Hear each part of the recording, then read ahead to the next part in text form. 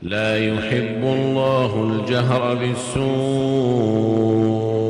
من القول إلا من ظلم وكان الله سميعا عليما إن تبدوا خيرا أو تخفوه أو تعفوا عن سوء فإن الله كان عفوا قديرا.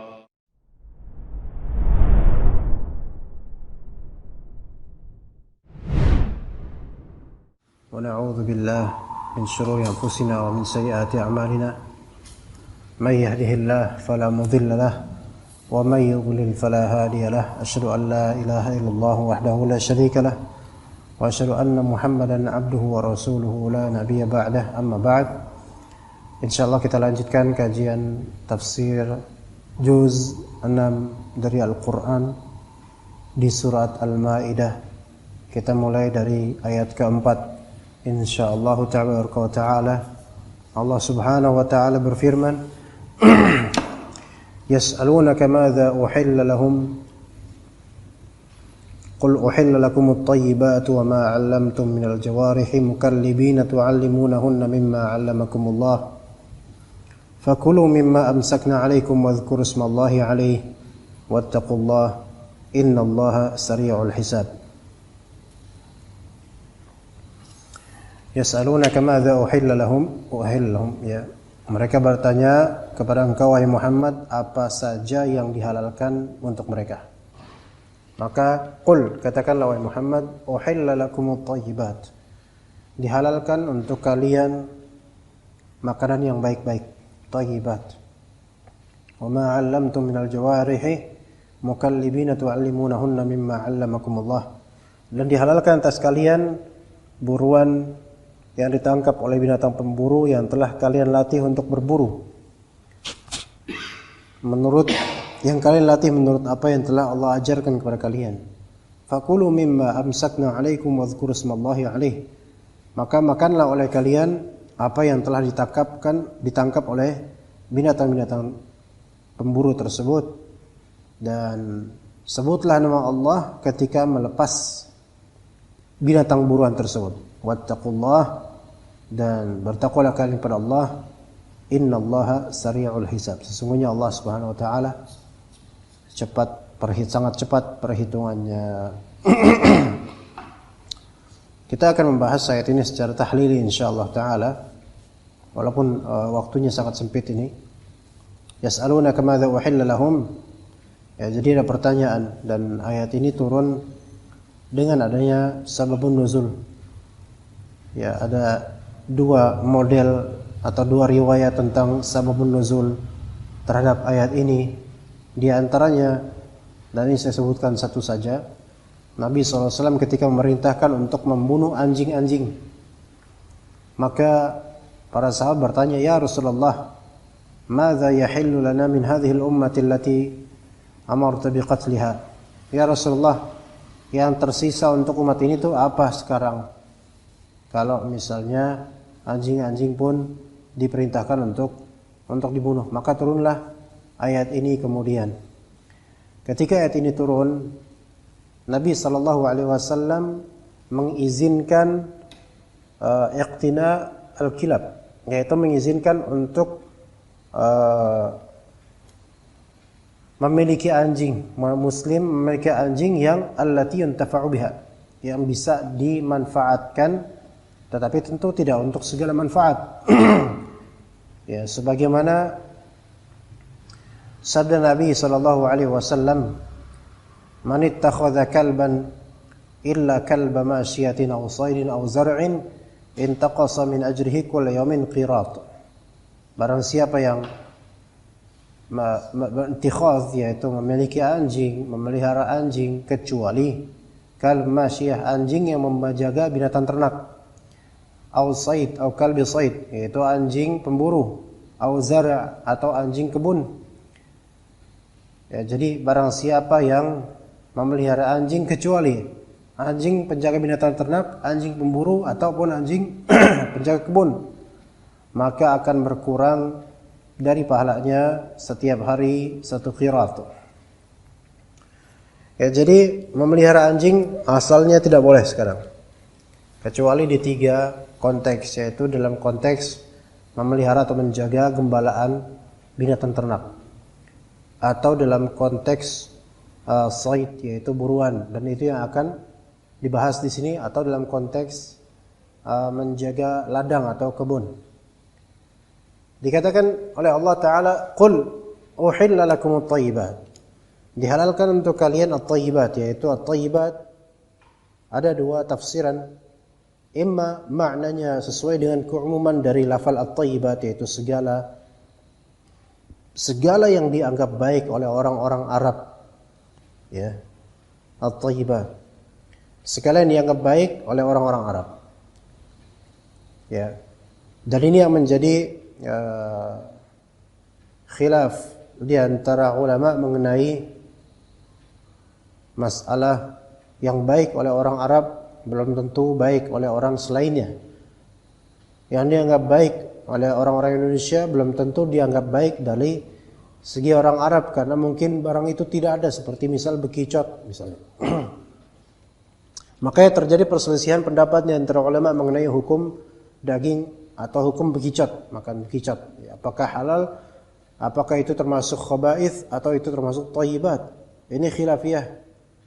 Ya, kalau kita memandang bahwasanya thayyibat ini harus dari barometer orang Arab, maka boleh jadi bekicot ini dilarang, khaba'ith. Tapi kalau misal dipandang dari sebagian dari orang Indonesia menganggap ini bukan khaba'ith. Khaba'ith dari segi ya, memang di tanah atau dan seterusnya, tapi untuk dimakan bukan termasuk hal yang menjijikan bagi sebagian suku. Maka wallahu a'lam. Ya, ana sendiri untuk bekicot ana tawakuf atau menghindarinya, ya. Tapi ada tafsiran berikutnya, at-thayyibat maknanya adalah adz-dzabaih ala ismi Allah Ta'ala, yaitu sembelihan-sembelihan atas nama Allah Subhanahu wa taala disebut thayyibat. Ya. Kalau kita kembalikan juga thayyibat, thayyib, hal-hal yang halal, hal yang thayyib, thayyib itu plus dari halal. Tidak semua yang halal itu berarti thayyib. Tapi semua yang thayyib pasti halal. Masalahnya sekarang barometer thayyibnya itulah yang kemudian diperselisihkan oleh para fuqaha atau ulama, ya. Ada yang halal tapi dia tidak thayyib untuk kita. Kayak sebagian orang makan jeroan halal buat dia tapi tidak thayyib buat dia. Sebagian orang makan jengkol banyak halal buat dia tapi ternyata tidak thayyib buat dia, kena kejengkolan misalnya karena enggak tahan dan seterusnya. Wa uhilla lakumut thayyibat, dihalalkan thayyibat. Wa ma 'allamtum minal jawarih, dan apa yang telah kalian ajarkan minal jawarih. Al-jawarih, ya, apa itu al-jawarih? Dikatakan oleh Dhahak dan As-Suddi, al-jawarih adalah anjing-anjing, ya, yang hasil tangkapan mereka, ya, al-jawarih. Tetapi sebagian atau keumuman ahlul ilm mereka menyebut al-jawarih sama dengan al-kawasib. Al-jawarih sama dengan al-kawasib, yaitu binatang-binatang yang mampu untuk mencarikan makanan untuk dikembalikan ke majikannya. Dan kawasib ini dari kata kasab, yaitu mendapatkan, get the food, ya, dari siba' al-baim, yaitu dari binatang berkaki 4 yang buas, ya, seperti macan, citah dan semisalnya, anjing, ya.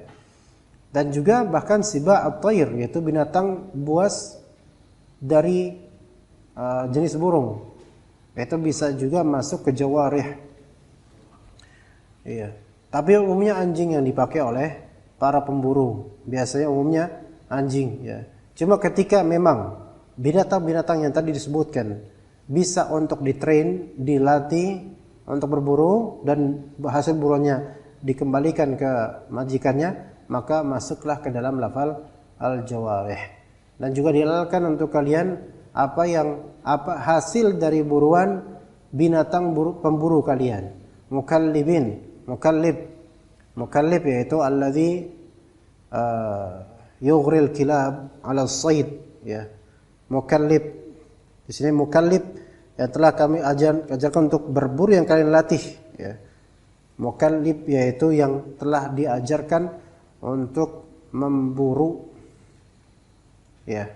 Jadi di sini memang hewan ya memang kalian punya, dan ini misal anjing pemburu, ya memang anjing pemburu, bukan bukan anjing pelacak, bukan anjing penjaga kebun.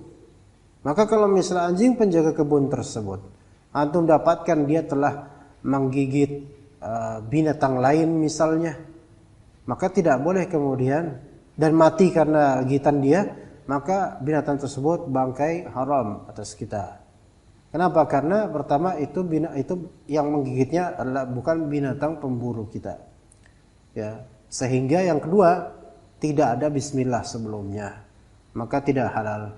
Binatang mati karena hasil gigitan dari hewan bukan pemburu, ya, bukan pemburu dari hewan kita. Mukallibin tu'allimunahunna mimma 'allamakumullah, yang telah kalian ajarkan mereka untuk berburu sesuai dengan apa yang Allah ajarkan kepada kalian. Jadi ilmu training pemburuan itu pun Allah mengajarkan kepada manusia. Jadi segala ilmu yang ada di dunia ini, baik ilmu duniawi bahkan sesungguhnya Allah Subhanahu wa taala mengajarkannya kepada manusia dengan caranya. Fakulu mimma amsakna 'alaikum wadhkuru ismallahi 'alaihi. Maka makanlah oleh kalian apa yang telah digigit, ya, ditangkap oleh binatang pemburu tersebut untuk kalian. Ya, jadi makanlah itu, ya. Makanlah itu. Sesuai apa yang dibawa oleh binatang pemburu tersebut milik kalian, untuk kalian. Wadhkuru ismallahi 'alaihi, dan sebutlah nama Allah taala atas buruan tersebut, ya. Tetapi zikr menyebut nama Allah Subhanahu wa taala bismillah, ya, di sini ada penjelasan tentang hal tersebut, bahwasanya dengan penyebutan wadhkuru ismallahi 'alaihi ini, zabihah tersebut, sembelihan tersebut, binatang yang digigit atau menjadi korban buruan dari binatang pemburu kita, baru halal dengan syarat kita sudah baca bismillah ketika melepas hewan buruan ini. Kita sudah baca bismillah ketika melepas hewan buruan ini. Jadi kalau misalnya kita lepas gitu aja itu hewan buruan, kita nggak baca bismillah sedikit pun atas pemburuan ini, maka tidak boleh hasil dari tangkapan hewan buruan tersebut, hewan pemburu tersebut, hasil tangkapannya nggak boleh kita nikmati. Ya, misalnya kita punya kalbu said, ya, boleh kita punya kalbu said, boleh, karena ini yang dikecualikan oleh Rasulullah SAW. Tidak berdosa, tidak hilang pula satu qirat setiap hari, enggak. Misalnya dia kita kandangin, ya. Suatu pagi kita lepas dia dari kandang, biar dia jalan-jalan gitu. Tapi karena dia terbiasa memberikan hewan buruan untuk majikannya, ya, maka suatu pagi tersebut dia habis jalan-jalan di kebun, dia mendapatkan burung misalnya, atau mendapatkan binatang yang bisa diburu, atau tupai atau apa, kemudian dibawa ke kita. Apa hukumnya binatang yang mati diburu ini? Maka hukumnya haram. Kenapa hukumnya haram? Karena ketika kita melepaskan hewan ini bukan dalam rangka berburu dan tidak ada tasmiyah bismillahirrahmanirrahim, tidak ada, maka haram. Dari diantara syaratnya wadhkur ismallahi 'alaihi, bismillah, Allahu akbar, atau bismillah, atau bismillahirrahmanirrahim. Al-muhim sebut nama Allah Subhanahu wa taala dalam pelepasan tersebut. Ya, kalau ternyata misal kita lihat di sana ada flock of bird, yaitu sekelompok burung, ya, banyak di sana. Kemudian kita suruh anjing kita serang mereka, bismillah. Maka anjing tersebut kemudian mengejar burung itu dan tertangkap di sana. Tercomotlah satu, kemudian dia balik membawa itu sekarat, yang afdal kalau misalnya kita sembelihlah. Kalau enggak dia mati duluan, ya enggak masalah, karena itu binatang buruan, ya, maka tidak masalah karena kita sudah baca bismillah sebelumnya, seperti itu. Wallahu a'lam. Ya, kemudian juga ada beberapa hukum ikhwas sekalian mengenai tentang binatang buruan ini dan hasilnya. Ya, di antaranya kita lihat di sini kata Nabi SAW dalam Sahih Bukhari disebutkan riwayat dari Nabi SAW, "Idza arsalta kalbaka al-mu'allam wa sammaita fa amsaka wa qatala fakul." Kalau misalnya kamu mengirim anjing yang telah terlatih dan kamu telah tasmiyah bismillah sebelumnya, fa'amsaka wa qatala, kemudian dia ternyata berhasil menggait binatang dan membunuhnya, maka fakul, makanlah binatang tersebut. Enggak wajib harus disembelih karena dia udah mati dia udah mati karena gigitan dari anjing itu. Taib, apakah anjing najis? Najis. Taib. Sekarang berarti bekas gigitannya najis enggak? Najis. Taib. Berarti harus dicuci kan? Lagi pula kita kan enggak makan kulit dari binatang buruan tersebut. Wa in akala fala ta'kul fa inna ma amsaka ala nafsihi.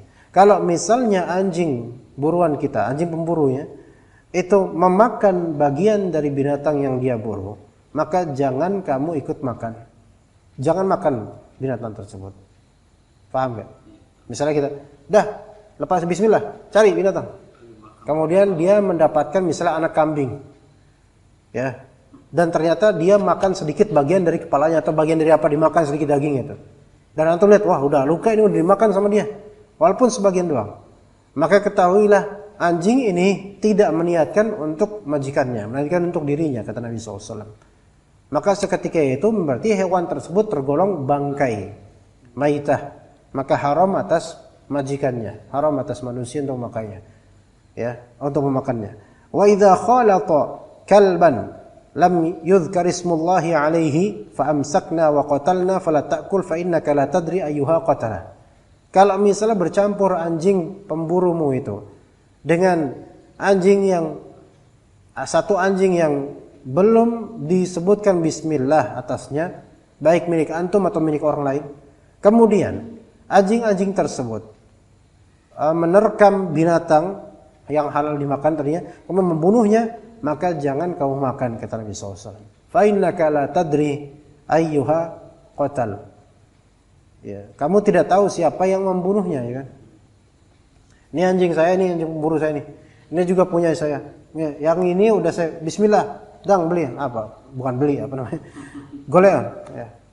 Anjing ngerti, udah di bismillahin. Ya ini juga ikutan sebelum kita bismillahin, ikutan kemudian karena temannya tangannya udah lari. Akhirnya kemudian ternyata mereka berhasil membunuh anak kambing. Nah kita nggak tahu siapa gigitan siapa yang berhasil membunuhnya. Karena ini bercampur maka istibah di sini. Ada istibah, ada apa namanya? Ada ya syubhat lah. Ya nggak jelas. Maka kata Nabi jangan dimakan. Kamu tidak tahu siapa yang membunuh. Wa idza ramaita as-sayda fawajadtahu ba'da yawmin aw yawmayn laysa bihi illa atharu sahmika fakul. Kalau misalnya kamu melempar sayd atau baik melempar sayd atau ya semisal itu buruan atau melempar panah dan semisalnya. Kemudian kamu temukan setelah sehari atau 2 hari tidak ada bekas di binatang tersebut kecuali hasil dari panahmu saja, maka silakan makan. Wa in waqa'a fil ma'i fala ta'kul. Kalau misalnya ternyata binatang tersebut ada di air, maka jangan kamu makan. Kenapa? Karena potensinya matinya bukan karena panahmu, tapi karena tenggelam.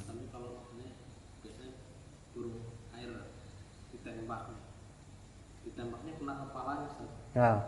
tapi mati di air itu gimana? Sebab asasinya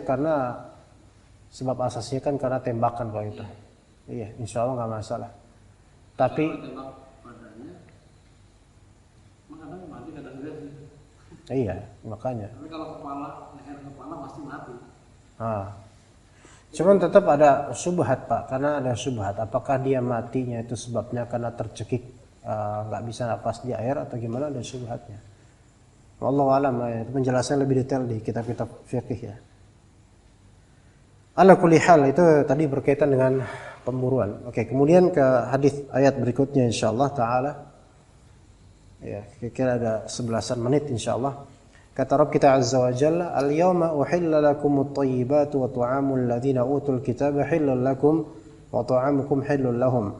والمحصنات من المؤمنات والمحصنات من الذين أوتوا الكتاب من قبلكم إذا آتيتموهن أجورهن محصنين غير مسافحين ولا متخذي أخدان ومن يكفر بالإيمان فقد حبط عمله وهو في الآخرة من الخاسرين. Di sini Allah Subhanahu wa taala mengungkapkan, mengalihkan dari yang tadinya kita membahas tentang anjing pemburu dan hewan hasil buruan, maka insya Allah di sini kita akan membahas tentang minimal 2 atau 3 case berkaitan dengan ta'am dan berkaitan dengan zawaj. Berkaitan dengan ta'am dan berkaitan dengan zawaj. Ada ta'am yaitu makanan, zawaj pernikahan. Taib, al-yawma uhilla lakumut thayyibat. Pada hari ini telah dihalalkan untuk kalian thayyibat. Lagi-lagi thayyibat yaitu dzabaih ala bismillah taala, yaitu sembelihan dengan nama Allah Subhanahu wa taala. Itu satu. 2, wa ta'amul ladzina utul kitaba hillul lakum wa ta'amukum hillul lahum. Makanan yang makanan dari orang-orang ahlul kitab halal buat kalian. Makanan kalian halal buat mereka.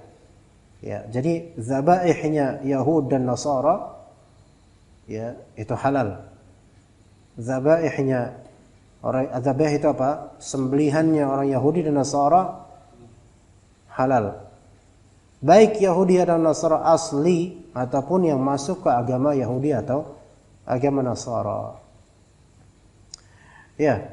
Wa ta'amul ladzina utul kitaba halal lakum, halal buat kalian. Baik. Sekarang bagaimana kalau misalnya orang Yahudi atau Nasrani menyembelih tapi bukan dengan nama Allah Subhanahu wa taala. Sebagaimana itu sebenarnya yang sepertinya begitu. Ada enggak sekarang orang Yahudi atau Nasara yang menyembelih dengan nama Allah bismillah? Ya, antum malah merasa yakinnya malah enggak ada. Enggak tahu bismillah. Ya? Enggak. Bahkan buat isi mungkin dengan nama Masih misalnya. Bapak siapa? Roh Kudus. Atau enggak sama sekali ngomong apa-apa. Yang penting sembelih aja. Karena setahuannya orang Nasara umumnya mereka enggak menyembelih untuk makan nanti beli.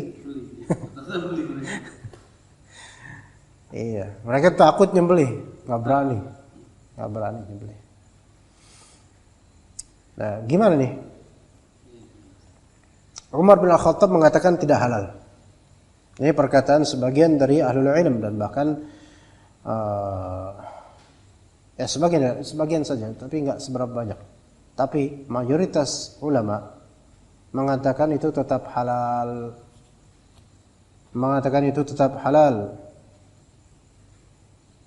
Kenapa alasannya? Karena Allah menghalalkan diet ini. Paham ya? Dan Allah, jadi dia dikatakan alasan.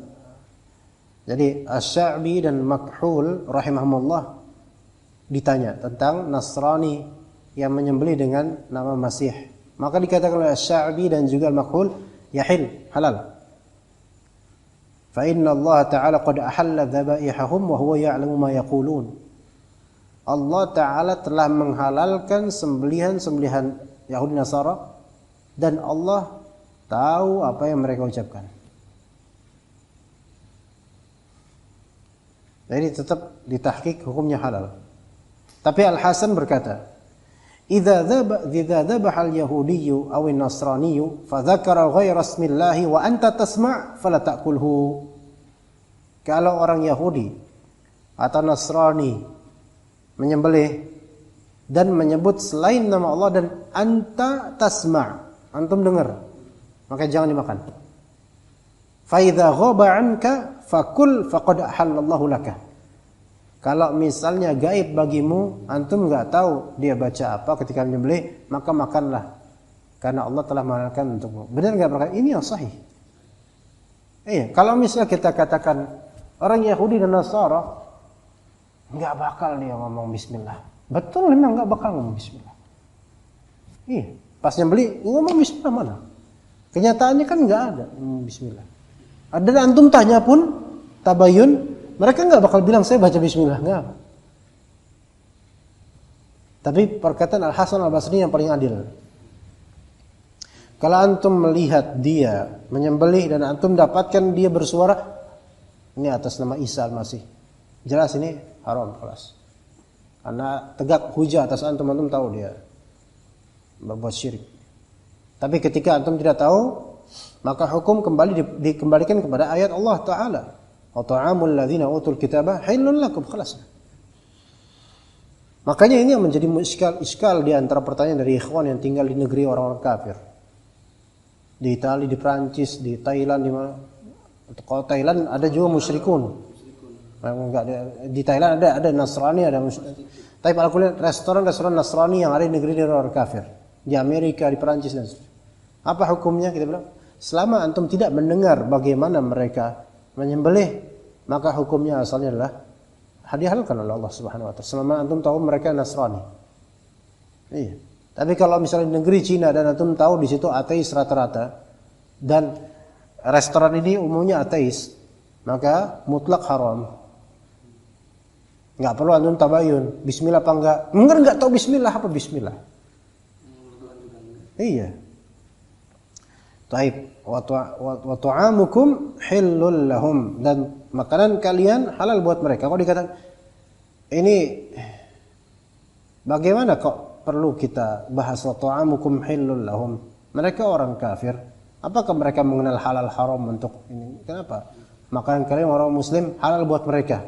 Maka Az-Zajjaj mengatakan maksudnya wa ta'amukum hillul lahum yaitu halal untuk kalian wahai muslim untuk memberikan mereka makanan kalian. Itu maksudnya. Ya, ada yang, di antara ulama mengatakan begitu. Ya. Ada yang mengatakan wa ta'amukum, makanan kalian halal buat mereka, artinya adalah kalian halal memberikan makanan untuk mereka. Enggak masalah. Tapi sebagian ulama mengatakan bukan itu maknanya. Maknanya tetap makanan kalian halal untuk mereka. Disinggung makanan kalian untuk halal untuk mereka karena disinggungan ini nanti li'annahu dzakara aqibahu hukman nisa. Karena setelah masalah ini akan ada masalah perempuan, tentang perempuan, nikah perempuan. Jadi diri kalian atau makanan kalian halal buat mereka, dan diri kalian halal juga untuk mereka dari perempuan-perempuan Nasrani atau Yahudi. Dikatakan wal muhsanatu minal mu'minat, dihalalkan untuk kalian muhsanat dari mukminat, yaitu yang terjaga, muhsanat minal mu'minat. Taib al muhsanat minal mu'minat wal muhsanatu minal ladzina utul kitaba min qablikum. Ada dua muhsanat di sini. Muhsanat minal mu'minat dan muhsanat minal ladzina utul kitab min qablikum. Jadi muhsanat dari kalangan mukminat dan muhsanat dari kalangan ahlul kitab. Taib, apa makna muhsanat? Ulama khilaf di antara masalah ini. Ada yang mengatakan muhsanat maknanya harair, yaitu perempuan-perempuan merdeka, bukan budak. Ada yang mengatakan muhsanat maknanya adalah perempuan-perempuan yang kemaluannya terjaga, iffahnya terjaga. Dua tafsiran ini beda, ikhwan. Bagaimana yang menafsirkan muhsanat maknanya harair? Maka dihalalkan atas kalian wanita-wanita merdeka dari kalangan mukminin dan ahli kitab. Sedangkan budak dari kalangan mukminat dan budak dari kalangan ahli kitab tidak halal bagi kalian serta merta begitu saja. Itu tafsiran pertama. Ada tafsiran kedua. Al-muhsanat minal muhsanat sini maknanya adalah perempuan-perempuan yang terjaga iffahnya, kehormatannya dari kalangan mukminat, dan muhsanat dari kalangan ahli kitab. Dan boleh jadi ini yang lebih bermaslahat, ikhwan. Ya. Walaupun ya terhadap mukminat, orang beriman, perempuan beriman, walaupun dia buka jualan misalnya, tetap halal buat antum, oke. Di sini berarti penekanan bahwa saya sebaiknya antum mama yang salehah dari perempuan mukminah. Bagaimana muhsanat minal ladzina utul kitab min qablikum? Perempuan-perempuan yang terjaga iffahnya dari kalangan ahli kitab. Masih ada enggak? Ya biasanya yang dibiara-biara itu. Ya biasanya aja, anggap aja, Pak. Ya, masih ada positifnya dikit lah. Walaupun kenyataannya kita enggak tahu. Ya kan? Apa yang mereka lakukan di dalam itu kan? Mereka dilarang nikah dan seterusnya. Mereka sesama Nasrani aja mereka melarang diri mereka nikah, apalagi kalau nikah sama Muslim mungkin makin nggak mau kali. Tapi kalau dalam hukum Islam boleh seorang muslim menikah dengan wanita Nasraniyah atau Yahudiyah. Nah, sebagian ulama mensyaratkan ihsan, yaitu perempuan Yahudiyah atau Nasraniyah ini memiliki kesalehan dari segi iffah, keterjagaan dan kehormatannya. Dan ini yang lebih masuk kalau kita misalnya mau ini kita kerucutkan masalah, kalau antum mau nikahi Nasraniyah atau Yahudiyah, antum harus lihat perempuan ini terjaga atau enggak dia, gitu loh. Jadi enggak sembarangan. Kalau kita lihat orang Nasrani, perempuan Nasrani sembarangan semua, enggak ada yang benar. Yang muslim aja masih banyak yang enggak benar, apalagi Nasraniyah, gitu loh. Makanya boleh jadi kalau kita sembarangan, misalnya mau nikah dengan Nasraniyah, perempuan Nasrani, dengan alasan dihalalkan, maka kita bilang, iya dihalalkan, tapi wal muhsanat, yang terjaga iffahnya. Antum dapat dari mana nih? Oh ternyata dia artis kaya. Enggak bisa, enggak. Haram disebabkan apa? Adamul ihsan. Enggak terjaga dia dari perzinahan, enggak terjaga bagaimana, ya Masya Allah. Ya, kemudian idza ataitumuhunna ujurahunna, kalau misalnya kalian memberikan apa-apa yang membayar mas kawin mereka untuk menikahi mereka. Muhsinina ghaira musafihin wala muttakhidhi ahdan. Tapi menikahinya tidak dengan maksud berzina dan bukan musafihin, bukan untuk menjadikan perempuan piaraan, ya, simpanan saja. Wa may yakfur bil imani faqad habita 'amaluhu wa huwa fil akhirati minal khasirin. Barang siapa yang kufur terhadap iman, maka telah gugur amalannya dan dia merugi di akhirat. Kenapa Kin? Kelihatan udah tiba-tiba udahan aja. Cepet banget rasanya. Masya Allah. 30 menit ya. Iya. Tapi kerasanya kayak tiba-tiba udah bergulir gitu aja. Masya Allah, alhamdulillah, mudah-mudahan karena berkah, mudah-mudahan bahasannya karena jarang bahas kayak gini. Tapi kita cukupkan nama Aisyah. Wa sallallahu ala nabiyina Muhammad wa ala alihi wa sahbihi ajma'in. Subhanakallahumma bihamdika asyhadu an la ilaha illa anta astaghfiruka wa atubu ilaik. Wassalamu alaikum warahmatullahi wabarakatuh.